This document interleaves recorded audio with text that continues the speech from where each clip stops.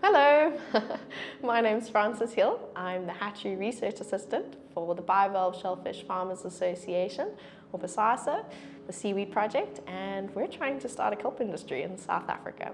So I did an undergrad in marine biology, and then I did an honours in marine biology too.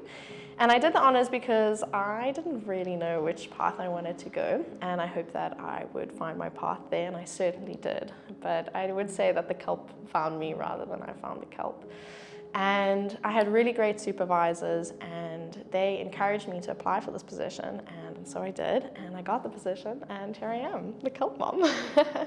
But my honours was looking at trying to refine the hatchery stages of commercial kelp aquaculture production, and that's basically what I'm doing now, but on a much larger scale. So I knew that I wanted to do something with conservation, but I realized in my undergrad that I was leaning more towards aquaculture and fisheries. So when this project came up with the kelp, I sort of felt this was some way that I could combine that conservation with aquaculture. Okay, so we know that two of the biggest problems that I think humans are facing currently is our climate change and also our population and the demand that we're placing on the planet because of it. And I knew a little bit about kelp. I knew that it was a carbon sequestrator, being a plant, so it can take large volumes of carbon and store it in the ocean for long periods of time. But what I didn't know, and I'm coming to learn a lot more about, is that it's quite a high protein content food source. And we're already feeding it to our crops and also our livestock. And we're starting to shift that to try and see if we can feed the population as well, so that's very exciting. I also just find what I'm doing very rewarding. So I work in the hatchery, and that's part of the first stage of the kelp growth. And after that, you move them into the ocean, so you outplant them. And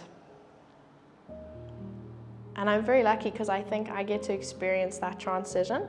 And it's very rewarding to be able to put your kelp out into the sea. You know, you've spent all this time with them, nurturing them, and growing them, and now you get to see them be put back into the environment, and you know what the bigger purpose and the greater story behind them is going to be. So yeah. We're funded by the Foreign, Commonwealth and Development Office, the FCDO, and I work for the Bivalve Shellfish Farmers Association of South Africa, BASASA, and that's industry, and we're also working with the DFFE, and I'm currently based at the Marine Research Aquarium in Sea Point. And so we've got lots of places and people that are working together, government and industry and foreign, funders. So there's a lot of people from a lot of different places and backgrounds that are realizing the benefits of kelp and the potential that's there. So we're sort of at this stage in this project where we're starting to have stakeholder engagements and community workshops and trying to identify the people that are potentially going to be affected or those that can benefit from this project. So I think throughout this stage there's going to be more and more opportunity for people to get involved, and hopefully we will move into that citizen science, getting just the general public involved. I think it's still in its infancy in terms of it's sort of only known amongst aquaculture people and kelp people, and I really hope that through things like this that more people will hear about it and learn about it and hear about the benefits of kelp and the potentials too. Yeah, just keep your eyes and ears out. I'm sure you will start to hear more of us as this project expands and we start to engage with those people in our stakeholder workshops and the community engagements.